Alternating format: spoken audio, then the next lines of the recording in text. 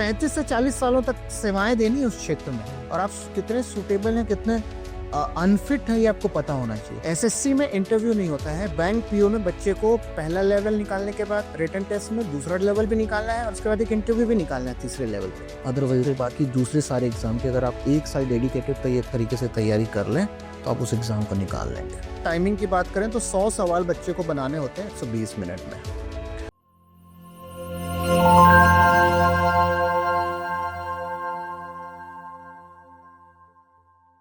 Hello, नमस्ते, जय हिंद। स्वागत है आपका A1 नौकरी चैनल में। आज के हमारे पॉडकास्ट में जुड़े हैं नागेश वंशोर जी। आपका हमारे चैनल में फिर से स्वागत है। Thank you. और दर्शकों को बता दूं कि नागेश जी एक करियर काउंसलर और कोच है।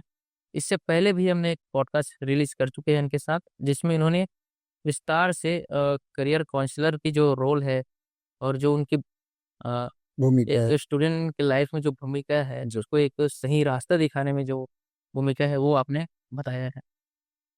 तो आज के वीडियो में हम इस बारे में बात करेंगे कि स्पेसिफिकली अगर कोई ग्रेजुएशन के बाद सरकार में अपनी सेवा देना चाहते हैं तो क्या क्या रास्ते हैं, किन रास्तों में वो जा सकते हैं और किस बच्चे को किस अप्रोच के साथ कौन सी सर्विस में जाना चाहिए, ये इसके बारे में हम विस्तार से बात करेंगे। जी। जैसे हो गया कि ग्रेजुएशन के बाद यूपीएससी के रास्ते नंबर 1, फिर स्टेट पीसीएस के रास्ते खुले हैं, साथ में एसएससी के रास्ते खुले हैं, टेक्निकल वालों के लिए गेट के रास्ते खुले हैं, रेलवे है, कॉन्ट्रैक्ट है, दोनों है, और स्टेट में भी पुलिस बनने के अवसर होते हैं, एसआई लेवल पे भी बैंकिंग है, काफ़ी सारी चीज़ें हैं।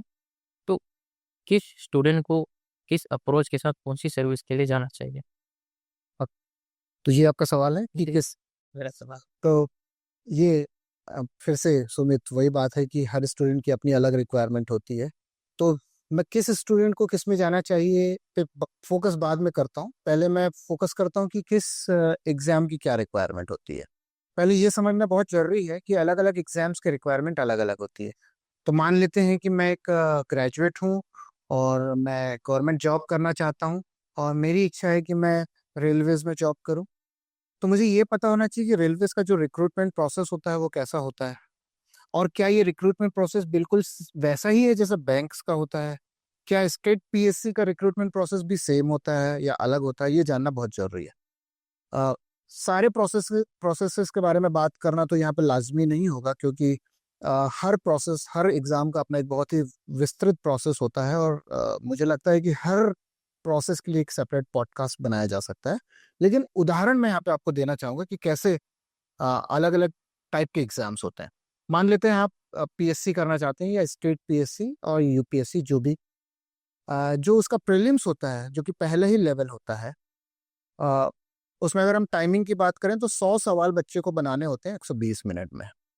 अब मान लेते हैं बच्चा सोचता है कि भाई ये मल्टीपल चॉइस क्वेश्चन वाला एग्जाम यूपीएससी में भी होता है और यही मल्टीपल चॉइस क्वेश्चन वाला एग्जाम तो इंडियन रेलवेज में भी होता है, तो मैं इंडियन रेलवेज का भी एग्जाम दे देता हूँ। इंडियन रेलवेज के एग्जाम में 60 मिनट में 100 सवाल बनाने होते हैं बच्चे को। तो 60 मिनट में 100 सवाल। सुमित, जो जो आपका सवाल है कि एक स्टूडेंट को क्या करना चाहिए, मुझे लगता है अलग अलग स्टूडेंट को करने के लिए अलग अलग चीजें होती हैं और ये स्टूडेंट स्पेसिफिक होता है। लाइक मैं अगर आपके बारे में बात करूं तो एक अलग जवाब होगा और मेरे खुद के बारे में शायद एक अलग जवाब होगा। लेकिन ये बहुत महत्वपूर्ण है कि जो स्टूडेंट गवर्नमेंट जॉब की तैयारी करना चाहते हैं उन्हें पता हो कि कैसे अलग अलग एग्जाम्स हैं और उन अलग अलग एग्जाम्स की अलग अलग रिक्वायरमेंट्स होती हैं। जैसे और या और ये भी कि एक रिक्वायरमेंट को पूरी करने का मतलब ये नहीं होता कि आपने दूसरे की पूरी कर ली। एक उदाहरण लेते हैं, कोई बच्चा एसएससी की तैयारी करना चाहता है। एसएससी का जो एग्जाम होता है उसमें 60 मिनट में बच्चे को 100 सवाल बनाने होते हैं। अब वही बच्चा सोचता है कि मैं स्टेट बैंक पीओ या बैंक पीओ की तैयारी करूं और वो बैंक पीओ का एग्जाम देता है, तो उसको 60 मिनट में 100 सवाल बैंक पीओ में भी बनाने होते हैं। लेकिन इन सवालों में जो इंग्लिश की डिफिकल्टी का लेवल होता है वो मच हायर होता है। अच्छा, एसएससी में इंटरव्यू नहीं होता है, बैंक पीओ में बच्चे को पहला लेवल निकालने के बाद रिटन टेस्ट में दूसरा लेवल भी निकालना है और उसके बाद एक इंटरव्यू भी निकालना है तीसरे लेवल पे। अब ये बच्चा सोचता है कि मैं यूपीएससी की तैयारी क्यों ना कर लेता हूँ, क्योंकि उसमें भी तो 3 लेवल होते हैं। यूपीएससी में प्रीलिम्स होता है, मेंस होता है और इंटरव्यू होता है। लेकिन यूपीएससी का जो मेंस होता है वो राइटिंग वाला एग्जाम होता है। प्रीलिम्स जो होता है 120 मिनट में 100 सवाल। बच्चे को लगेगा कि मैंने तो 1 घंटे में 100 सवाल वाला तैयारी किया हुआ है एसएससी का, ये 120 मिनट में 100 सवाल तो मेरे लिए बहुत आसान है, लेकिन 120 मिनट में जो 100 सवाल होते हैं वो एनसीईआरटी के क्लास 6 से लेके क्लास 12th तक के पूरे सिलेबस को, लगभग पूरे सिलेबस को कवर करते हैं। इनमें डेप्थ बहुत हाई होती है। ये होता है यूपीएससी का प्रीलिम्स। यूपीएससी का मेंस बच्चे को लिखवाता है। एक एक टेस्ट पेपर मेंस का 3 घंटे का होता है, 3 घंटे बच्चे को लिखने होते हैं। और ऐसा कितने बार लिखना होता है? उसको जनरल स्टडीज के 4 पेपर देने होते हैं, दो दो पेपर और 1-2 करके टोटल 4 पेपर जनरल स्टडीज के देने होते हैं। एक उसके ऑप्शनल सब्जेक्ट के 2 पेपर देने होते हैं। उसको एक इंग्लिश का राइटिंग का 3 घंटे का टेस्ट देना होता है, एक हिंदी का राइटिंग का 3 घंटे का, हिंदी या कोई भी रीजनल लैंग्वेज जो अपनी पसंद का ले सकता है, वो चाहे तो कन्नड़ ले ले, लेकिन उसको 3 घंटे का एक टेस्ट देना होता है। 2 घंटे की एसे राइटिंग करनी पड़ती है, एक एसे बच्चा घंटों लिखता रहे। तो अलग ही टाइप का इंटेंसिव राइटिंग रिक्वायरमेंट है। और फिर यूपीएससी का जो इंटरव्यू होता है वो किसी भी इंटरव्यू से एकदम अलग इंटरव्यू माना जाता है, यूपीएससी का भी और स्टेट पीएससी का भी, जिसको जनरली पर्सनालिटी टेस्ट कहते हैं। तो बच्चे के लिए बहुत जरूरी है कि वो समझे कि अलग अलग एग्जाम्स के रिक्वायरमेंट अलग है। तो जो एग्जाम उसके दिमाग में आया है, पहले उसको स्टडी करे कि उसकी एंड तक की उसकी रिक्वायरमेंट्स क्या है, और वो खुद उस रिक्वायरमेंट के हिसाब से कितना फिट बैठता है। कोशिश करे कि कुछ एक मॉक टेस्ट दे। आजकल मॉक टेस्ट सबके फ्रीली अवेलेबल है, ऑनलाइन अवेलेबल है। तो बच्चा मॉक टेस्ट दे और अपने आप को जज करे कि भाई मैं अगर 60 मिनट में 100 सवाल का टेस्ट का तैयारी कर रहा हूँ, मैं काइंड ऑफ 20-20 मैच खेल रहा हूँ। और मैं अगर 6-7 3-3 घंटे के राइटिंग टेस्ट दे रहा हूँ, तो मैं प्रॉब्ली क्रिकेट का टेस्ट मैच खेल रहा हूँ। और बीच में एक वनडे भी आने वाला है जो कि स्टेट बैंक या किसी बैंक के पीओ का होता है। तो मैं किस टाइप का प्लेयर हूँ? मैं रिंकू सिंह हूँ या फिर मैं विराट कोहली हूँ? अगर मैं कुछ तो हूँ, या मैं तेरेश्वर पुजारा हूँ। तो मैं क्या हूँ ये पता करना बहुत जरूरी है। मैं सब कुछ नहीं हूँ, ये पहले तो क्लियर होना चाहिए।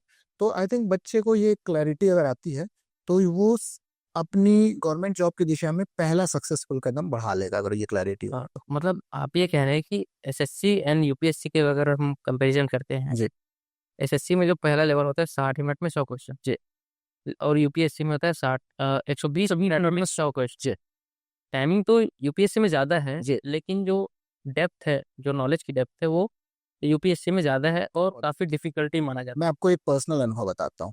हम तो एसएससी और यूपीएससी को कंपेयर करें तो हमें कंट्रास्ट तो दोनों में दिख जाता है कि काफी अलग है। मैं आपको यूपीएससी और स्टेट पीएससी का डिफरेंस बताता हूँ। मैंने यूपीएससी का प्रीलिम्स अपने पहले प्रयास में क्लियर किया, फिर मैंने मेंस क्लियर किया, फिर मैं इंटरव्यू तक गया। और जब मैं इंटरव्यू में सक्सेसफुल नहीं हुआ, तो मैंने उसी साल एमपीपीएससी होता था, उसका प्रीलिम्स दिया। और मैं इस गलतफहमी में था कि मैं तो यूपीएससी के इंटरव्यू तक जा चुका हूँ, मेरे लिए तो एमपीपीएससी का प्रीलिम्स खेल खेल में। मैं उस एमपीपीएससी के प्रीलिम्स में फेल हो गया, क्योंकि एमपीपीएससी के प्रीलिम्स के रिक्वायरमेंट यूपीएससी के प्रीलिम्स से अलग थे। तो अगर आप इंडिया के मोस्ट डिफिकल्ट एग्जाम यूपीएससी की तैयारी कर रहे हैं, तो भी ये एज्यूम करना कि आप एसएससी बहुत आसानी से निकाल लेंगे क्योंकि वो एक इजी एग्जाम है, बहुत बड़ी गलतफहमी हो सकती है। आपको अलग अलग एग्जाम्स की तैयारी अलग तरीके से करनी होगी। क्योंकि दोनों की रिक्वायरमेंट्स अलग है, उस जी हिसाब से हमको तैयारी करनी है। जी हाँ। मेरा ये सवाल था कि अगर कोई बच्चा मैथ्स, लेट सपोज अगर कोई बच्चा मैथ्स में अच्छा है हम्म। और उसको राइटिंग अच्छे से नहीं आ रही है, तो वो बैंक पीओ के लिए जाएगा या यूपीएससी के लिए जाएगा? किस अप्रोच से वो जाएगा? देखिए, अगर किसी बच्चे की राइटिंग अच्छी है तो यूपीएससी और स्टेट पीएससी के लिए तो उसे नहीं जाना चाहिए। अच्छी नहीं है तो? जी, ओके। यूपीएससी और स्टेट पीएससी दोनों में काफी राइटिंग इंटेंसिव टेस्ट होते हैं। बच्चे को खूब लिखना होता है, वहां पे उसकी भाषा शैली की भी परीक्षा होती है, उसके ग्रामर का भी टेस्ट हो जाता है, उसकी स्पीड का टेस्ट होता है। सुमित, मैंने एक बार यूपीएससी का मेंस दिया है। पहले मेंस के बाद मुझे अपनी उंगलियों में यहाँ पे लिखने के कारण दर्द होता था, क्योंकि मैं पेन से लगातार 3 घंटे लिखता था और वो लगातार कई दिनों तक वो प्रोसेस चला। वो दर्द मुझे अभी भी होता है। मतलब ये एक इंडिकेटर है कि आप कितना लिखते हैं। आपको ह्यूजली राइटिंग करनी है इन एग्जाम्स में। तो अगर आपकी राइटिंग स्किल्स अच्छे नहीं है, तो आप इन एग्जाम्स के लिए फिट नहीं है। हैविंग सेड दैट, मैं ये नहीं कह रहा हूँ कि राइटिंग स्किल अच्छी नहीं है तो सोचना बंद कर दें। आप राइटिंग स्किल पहले अच्छी करें, फिर एग्जाम्स के बारे में सोचें, तो मुझे लगता है कि आप सही दिशा में जा रहे हैं। लेकिन राइटिंग स्किल भी नहीं है और आप सपने यूपीएससी पीएससी के देख रहे हैं, तो आप अपने भविष्य के साथ खिलवाड़ कर रहे हैं। यानी कि एक बच्चे के ट्रेड्स और जो वो टारगेट कर रहे हैं उसमें अलाइनमेंट होनी चाहिए। और एक तीसरी चीज में एक और अलाइनमेंट होना चाहिए। बच्चे को ये भी समझना चाहिए, मेरे ट्रेड्स, मैं जो टारगेट कर रहा हूँ, और मैं जो टारगेट कर रहा हूँ उसको अगर मैंने पा लिया, अगर मैंने उसे हासिल कर लिया, तो मैं क्या करूंगा। क्योंकि सिर्फ एग्जाम में निकालना है। एग्जाम के बाद काम भी। एग्जाम के बाद अभी आपको 35 से 40 सालों तक सेवाएं देनी है उस क्षेत्र में, और आप कितने सुटेबल हैं, कितने अनफिट हैं, ये आपको पता होना चाहिए। अ, अगर आप लेट से आप एक SI का एग्जाम, सब इंस्पेक्टर का एग्जाम निकालते हैं, एग्जाम निकालने के तुरंत बाद आप फील्ड पर होते हैं, मोस्टली आपकी पोस्टिंग होती है, और किसी बहुत जल्दी आप किसी केस पर काम करते हुए पाए जाएंगे। आपका फोकस, आपका वर्क का फोकस एक केस स्पेसिफिक होगा, या एक प्रोजेक्ट स्पेसिफिक कह लेना चाहिए। लेकिन अगर आप UPSC निकालते हैं और IPS बनते हैं, तो अब आप एक पर्टिकुलर केस पे काम नहीं करेंगे, आप प्रोबली 50 या 100 थानों के मल्टीपल केसेस के असाइनमेंट्स आप तय करेंगे कि कौन सा असाइनमेंट किधर जाना चाहिए, या आप ये तय करने वाले हैं कि कौन सा SI किस टाइप के केस के लिए सुटेबल है, किसकी कहाँ ट्रांसफर और किसकी कहाँ पोस्टिंग होनी है। तो आप बहुत ही ज्यादा स्ट्रेटेजिक लेवल के डिसीजंस ले रहे हैं। और हर कोई हर तरीके के काम के लिए सुटेबल नहीं होता है। तो ये भी पता हो कि मैं उस जॉब को निकालने के बाद उसके अगले 35 साल तक उस प्रोफाइल वाले वर्क के लिए कितना फिट बैठता हूँ। और जैसे आपने कंपैरिजन किया था कि T20 वनडे और टेस्ट मैच काफ़ी अलग अलग चीज़ें हैं, जी। और सबको खेलने का एक अलग अप्रोच होता है। तो इसको अगर हम गवर्नमेंट जॉब में लेते हैं, जैसे एक ग्रेड 1 का गेजेटेड ऑफिसर हो गया, और उसके कॉन्ट्रास्ट में क्लर्क हो गया, और साथ में बीच में जितने भी ये हैं उनके, अगर इस कंपैरिजन में, इस एनालॉजी में हम देखते हैं, तो उसमें आप क्या पाते हैं कि जो IAS है उसकी क्या रिक्वायरमेंट है, और एक क्लर्क है बैंक में उसका क्या रिक्वायरमेंट है, और एक बच्चे को क्या ये दिमाग में रखना चाहिए ये सब की तैयारी करते समय। अगर आप IAS एग्जाम की बात करते हैं, तो जैसे मैंने पहले बताया, एक IAS UPSC या स्टेट PSC एग्जाम की तैयारी टेस्ट मैच की तैयारी जैसी है, जो लॉन्ग टर्म होती है। मैंने आज तैयारी चालू की 2024 में, तो मुझे शायद सफलता का स्वाद 2027 में मिलना है।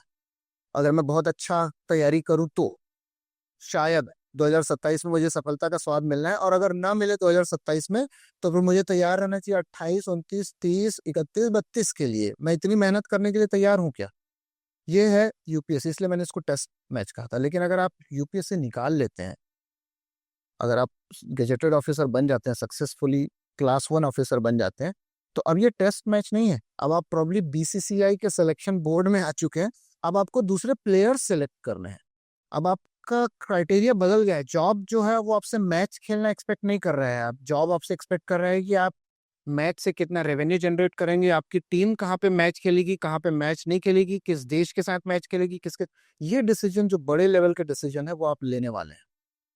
तो हम हम ये एज्यूम कर सकते हैं कि हर कोई ये मान के चलता है कि मैं तो हर टाइप का काम कर सकता हूँ, बट साइकोलॉजी कहती है कि हर व्यक्ति हर टाइप के काम के लिए फिट नहीं होता है। और ये आप अगर किसी एक्सपर्ट काउंसलर से मिले, एक्सपर्ट साइकोलॉजिस्ट से मिले, तो आपको ये सलाह मिलेगी कि आपको किस टाइप के काम में जाना चाहिए, किस टाइप के काम के लिए, किस टाइप के प्रोफाइल के लिए आप सूटेबल हैं, और उसके हिसाब से आपको तैयारी करनी चाहिए।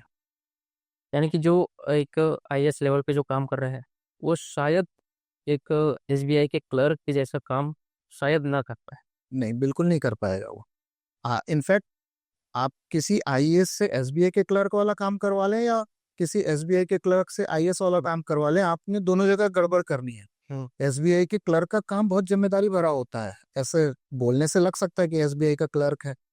ऑफ कोर्स IAS तो बड़ा रेस्पेक्टेबल जॉब है इंडिया में, तो उसकी इतनी इज्जत है कि कोई IAS बन जाए तो लोग ढोल बजा के उसका स्वागत करते हैं। लेकिन SBI के क्लर्क की कितनी बड़ी जिम्मेदारी है कि जब बैंक बंद होता है, तो उस डे के क्लोजिंग में एक पैसे का हिसाब किताब भी अगर इधर उधर हो गया, तो उसको घर जाने को नहीं मिलेगा जब तक वो हिसाब किताब सेटल ना हो जाए, चाहे वो एक पैसे का क्यों ना हो। तो कितनी नफासत चाहिए उसके काम में, कितना उस व्यक्ति को कैलकुलेशन में शार्प होना चाहिए, कितना उसके उसके अकाउंटिंग स्किल्स अच्छे होने चाहिए। ये IAS ऑफिसर के लिए बिल्कुल जरूरी नहीं है, ये IAS ऑफिसर की रिक्वायरमेंट नहीं है। तो IAS ऑफिसर की रिक्वायरमेंट बिल्कुल अलग रिक्वायरमेंट है, क्लर्क की बहुत ही अलग रिक्वायरमेंट है। नागेश सर, एक चीज़ हम देखते हैं कि काफ़ी सारे जो इंजीनियर्स हैं मोस्टली IAS और PCS में इन लोग का सक्सेस ज़्यादा दिखाई पड़ता है। जी। आपको क्या लगता है ये किन कारणों से ये ज़्यादा सक्सेस पा लेते हैं ये UPSC और PCS एग्जाम में? बहुत सारे कारण होते हैं सुमित जी। आई थिंक शुरुआत हो जाती है जब ये क्लास 12th या क्लास 10th में होते हैं। हाँ, तो जिसने सोच लिया कि मैं इंजीनियरिंग करूंगा आगे चल के, वो क्लास 10th के बाद से ही कॉम्पिटिटिव एग्जाम की तैयारी चालू करता है। तो इस बच्चे को जिंदगी में कंपटीशन का पहला एक्सपोजर मात्र 16 साल की उम्र में हो जाता है, जब वो कंपटीशन की तैयारी चालू करता है। 16 साल की उम्र में आईआईटी की तैयारी चालू किया उसने। एक ये बड़ा डिफरेंस उसके और दूसरे ग्रेजुएट्स के बीच में होता है। मान लीजिए किसी बच्चे को बीकॉम करना है या बीए करना है, तो मोस्ट प्रोबेबली आप पाएंगे कि वो जब तक ग्रेजुएट ना हो जाए तब तक कंपटीशन के बारे में नहीं सोचेगा कि भाई 12th तो कॉमर्स से कर लेना है, उसके बाद फिर अपने शहर के किसी कॉमर्स के कॉलेज में एडमिशन ले लेना है। ये बहुत कॉम्पिटिटिव बात नहीं हुई। आजकल वैसे बच्चे करने लगे हैं, मैं बता दूं। एक सीयूईटी का एग्जाम होता है और बच्चे क्लास 12th में इस एग्जाम को देते हैं, और इंडिया के टॉप रैंक्ड यूनिवर्सिटीज में लाइक दिल्ली यूनिवर्सिटी भी उसमें शामिल है, चेन्नई की मतलब तमिलनाडु की अन्नामलाई यूनिवर्सिटी भी शामिल है। तो इन सारी यूनिवर्सिटीज में एडमिशन लेते हैं बच्चे सीयूईटी एग्जाम के थ्रू। तो ये कंपटीशन के लिए अर्ली एक्सपोजर है। तो जिस बच्चे का कंपटीशन में अर्ली एक्सपोजर होगा उसको एक एडवांटेज तो वहीं पे मिल गया। उसको समझ में आ गया कि कंपटीशन का मतलब मुझे अपने सिलेबस के बियॉन्ड पढ़ना है। मुझे ज़्यादा से ज़्यादा पढ़ना है। मुझे एक डिसिप्लिन के साथ में पढ़ना है। मुझे अपने रेगुलर टेस्ट लेने हैं और उस टेस्ट के स्कोर मेरे को इम्प्रूव करने की लगातार कोशिश करना है। और ये सारे के सारे स्किल आगे यूपीएससी में मदद करते हैं। ये पहला इंपॉर्टेंट रीज़न है। दूसरा, जो पढ़ाई होती है ना इंजीनियरिंग की, वो काफ़ी एनालिटिकल होती है। जैसे कि मतलब एक सवाल एग्जाम में पूछा गया कि एक सर्किट बना हुआ है, बताइए इस सर्किट में कितना करंट का फ्लो है। एक सिंपल सा सवाल, जैसे हम एक टिपिकल इंजीनियर की जिंदगी का सवाल है, इलेक्ट्रिकल इंजीनियर से, इसमें कितना करंट का फ्लो है। अब वो बच्चा हिसाब लगाना चालू करता है कि ये ट्रांजिस्टर है, ये डायोड है, या ये वोल्ट में ये इतना बैटरी है, या यहाँ पे इतना कैपेसिटेंस है। इन सब के बेसिस पे और कैलकुलेशन करके वो एक आउटपुट निकालता है। ये होता है एनालिटिकल स्टेप, एनालिटिकल स्किल, जिसमें आप स्टेप बाय स्टेप सॉल्यूशन की तरफ आगे बढ़ते हैं। आप एक छोटा स्टेप, फिर उसको एक बड़े स्टेप में कन्वर्ट करते हैं, और फिर फाइनली एक बड़ा सॉल्यूशन आपके सामने आता है। ये चीज मिसिंग होती है बहुत सारे दूसरी पढ़ाइयों में, या एलिमेंट कम होता है। जैसे कि टिपिकल आर्ट्स का जो स्टूडेंट होता है उसके में ये एलिमेंट काफी कम होगा। यानी आप ये कह रहे हैं कि एक जो एनालिटिकल माइंड जो यूपीएससी में रिक्वायरमेंट होती है, यू एग्जाम में यूपीएससी एग्जाम में जो रिक्वायरमेंट होती है, वो उस बच्चे में इंजीनियरिंग से ही डेवलप हो उसको इंजीनियरिंग में इसका अच्छा अर्ली एक्सपोजर मिल जाता है। जाता है। तो ये एक दो एडवांटेज होते हैं जिसका उसको फायदा मिलता है एग्जाम को निकालने में। इस चीज से अगर कोई आर्ट्स या कॉमर्स का बच्चा अ, इस एडवांटेज का फायदा उठाना चाहता है, तो ये उसके हाथ में है। वो भी अपने आप को अर्ली एक्सपोज कर ले डेवलप। एनालिटिकल के लिए। हाँ जी। हाँ। आजकल तो ऐसी मैगजीन्स आती हैं जो लगातार आपको कॉम्पिटिटिव एग्जाम्स के टेस्ट पेपर्स देती हैं। मैं अपने समय में एक मैगजीन रेगुलरली सब्सक्राइब करता था। उसका नाम था CSR, कॉम्पिटिशन सक्सेस रिव्यू। तो उस मैगजीन ने मुझे अपने इंग्लिश, अपने जनरल नॉलेज और अपने एनालिटिकल स्किल्स को होन करने में, मतलब शार्प करने में बहुत मदद की है। तो वो मैगजीन सिर्फ मैं इंजीनियरिंग स्टूडेंट्स के लिए नहीं है, वो तो कॉमर्स का स्टूडेंट, आर्ट्स का स्टूडेंट भी पढ़ सकता है। तो बच्चे के हाथ में है, मतलब ये सिस्टम को दोष देने के बजाय बच्चा चाहे तो वो अपने स्किल्स पे काम करना चालू कर सकता है। सारे लोग तो एलिजिबल होते ही हैं जो ग्रेजुएट कर लिया वो यूपीएससी देने के लिए, जी। लेकिन इंजीनियरिंग वालों के पास एक अनफेयर एडवांटेज जिसे बोल सकते हैं वो एक रहता है। फेयर एडवांटेज कहूंगा सुमित, क्योंकि वो उसके लिए मेहनत करते हैं। है सर। ये देखिए, अनफेयर एडवांटेज हम किसको बोलेंगे? जैसे कि मैंने कोई मेहनत नहीं की और जस्ट बिकॉज मैं हूँ, और अब मैंने किसी चीज के लिए अपनी जिंदगी के 3 साल दिए हैं और रोज के 4 घंटे दिए हैं, अब उसके कारण मुझे कोई एडवांटेज मिल रहा है, तो वो फेयर एडवांटेज है। बिल्कुल, दैट्स एब्सोल्युटली फेयर एडवांटेज। ये एडवांटेज अगर दूसरे स्ट्रीम वाले चाहें तो वो भी हासिल कर सकते हैं। एक आपको मैं अनरिलेटेड बात बताता हूँ, ये शायद इस डिस्कशन से हटके। मेरा बेटा IIT बॉम्बे में पढ़ रहा है, और मेरी बेटी अभी क्लास 12th में, इस साल वो IIT का एग्जाम देगी। अभी मुझे नहीं पता कि वो कैसा एग्जाम देगी, लेकिन तैयारी वो सिंसियरली कर रही है। लेकिन एक एजम्पशन है कि लड़कियां IIT के एग्जाम में अच्छा नहीं करती हैं। अब यहाँ पे ये एक एजम्पशन है जिसको मैंने IITs मानते हैं, क्योंकि IITs लड़कियों को reservation, kind of reservation provide करते हैं एडमिशन में। Okay. वो कहते हैं कि हमारे यहाँ से 10% मिनिमम सीट्स हैं लड़कियों के लिए रिजर्व्ड हैं, इतनी तो उन्हें मिलेगी ही। इसके लिए उन्हें अगर एक्स्ट्रा सीट क्रिएट करनी पड़ी तो करते हैं। मतलब कैसे होता है, उदाहरण लेता हूँ। मान लीजिए कंप्यूटर साइंस में उनके पास मान लीजिए 100 सीट्स हैं, और मान लीजिए सारी 100 सीट में लड़के आ गए क्योंकि लड़कों ने अच्छा किया। हम्म। तो वो क्या करेंगे, वो 10% सीट एक्स्ट्रा क्रिएट करेंगे, इसको 110 सीट करेंगे, और टॉप की 10 लड़कियों को वो सीट ऑफर करेंगे, जो उनके पास रैंक के हिसाब से टॉप की 10 लड़कियां होंगी। ये इन 10 सीटों पे सिर्फ लड़कियां आ सकती है। तो ये अनफेयर एडवांटेज लड़कों को है और लड़कियों को नहीं है। क्यों हो सकता है? आपको मैं एक बड़ी मजेदार बात बताता हूँ। अगर आप किसी लड़के से पूछोगे तुम्हारे फेवरेट स्पोर्ट्स क्या है, तो वो बोलेगा कि क्रिकेट। जनरली इंडिया में लड़की से आप पूछोगे फेवरेट स्पोर्ट्स क्या है, आपको बहुत चांसेस है कि वो क्रिकेट नहीं बोलेगी, बहुत चांसेस है। बहुत अच्छा। गिने चुने मिल सकती हैं क्रिकेट बोलने वाली। जब हम क्रिकेट देखते हैं तो हम कैसे देखते हैं? इंडिया को 8.7 के रन रेट से स्कोर करना है। एक रन बनाया, अब हमारे दिमाग में कैलकुलेशन चलता है, अब ये रन रेट तो 8.85 हो गया है करके। आप लगातार मैथ्स कर रहे हैं। हम्म। बॉय होने का कितना बड़ा आपको एक एडवांटेज मिल रहा है, आप सोचिए। आप मैथ्स लगातार कर रहे हैं, लगातार हर बॉल पे आपका मैथ्स चल रहा है। आप 7.5 ओवर जो बचे हैं, 7 ओवर और 5 गेंदें, और आप पर उसमें रन रेट निकाल रहे हैं। लड़कियां तो ये काम नहीं कर रही हैं। अब आप उन्हें एक सेम प्लेटफॉर्म पे लाके compete करवाएंगे तो उन्हें डिसएडवांटेज तो होगा। तो मुझे लगता है कि जिसको चाहिए, जिसको लगता है हमने अपनी बेटी को इसीलिए कुछ ऐसे स्पोर्ट्स में, कुछ ऐसी एक्टिविटीज में इन्वॉल्व किया है जिसमें उसको लगातार कैलकुलेशन करना पड़े, तो ये एक एग्जाम की तैयारी के लिए एक सही स्टेप है, रिजल्ट जो भी हो। लेकिन हमने उस दिशा में कदम लिया है। और मैं एग्जैक्टली यही सलाह दूंगा जो कॉमर्स और आर्ट्स के स्टूडेंट्स हैं, कि ये भूल जाएं कि इंजीनियरिंग के स्टूडेंट को एडवांटेज क्या है। ये देखें कि उन्हें यूपीएससी में सक्सेसफुल होने के लिए क्या चाहिए और उसकी तैयारी चालू करें। एडवांटेज खत्म हो जाएगा, किसी और के पास एडवांटेज नहीं रहेगा। सर, ये तो हो गई विद्यार्थी की बातें। जो स्टूडेंट है उसके पर्सपेक्टिव से हमने बातें करी कि उसको किस चीज़ के लिए प्रिपेयर करना चाहिए, या प्रिपेयर करने के बाद जो जॉब करेगा उसके लिए सूटेबल रहेगा या नहीं रहेगा। हालांकि वो डेवलप कर सकते हो, बात अलग है। लेकिन अब बात करते हैं उसके फैमिली बैकग्राउंड के बारे में। जैसे हमने 12th फेल मूवी देखी, काफ़ी एक्सट्रीम एग्जाम्पल है कि जिस लड़के के पास घर में कोई मतलब दादी से पैसे मांग के जाता है और खाने के लिए पैसे नहीं होते, फिर भी वो कोचिंग करके कैसे भी करके जुगाड़ करके अपना यूपीएससी निकाल लेता है। ये काफ़ी एक्सट्रीम हो गया, सबके जीवन में ऐसा नहीं होता और जनरली हम लोग ऐसा एग्जाम्पल नहीं देखते हैं। तो फैमिली का भी बैकग्राउंड काफ़ी हद तक मायने रखता है कि आप किस एग्जाम के लिए प्रिपेयर कर रहे हैं। आपको क्या लगता है इसके बारे हाँ और ना। हाँ, अगर अगर आप सरेंडर कर देते हैं अपनी परिस्थितियों के लिए तो फैमिली बैकग्राउंड बहुत मायने रखता है। में? हाँ। और अगर फैमिली बैकग्राउंड अच्छा नहीं है तो स्टूडेंट कह सकता है कि चूंकि मेरी फैमिली का बैकग्राउंड अच्छा नहीं है तो मैं इस एग्जाम के लिए फिट नहीं हूँ। और ना, क्योंकि अगर आप सरेंडर ना करना चाहें, आप फाइट करना चाहें, तो डिस्पाइट वॉट एवर बैकग्राउंड, आपका जो भी बैकग्राउंड है, आप उससे ऊपर उठ सकते हैं। देखिए, बहुत सिंपलिस्टिक टर्म्स में ये एग्जाम बहुत फिक्स्ड सिलेबस देते हैं आपको। ये कहते हैं ये सिलेबस है और ये टेस्ट का पैटर्न है, और ये चाहो तो पुराने प्रश्न पत्र है, अब आपको ये तैयार करके निकालना है।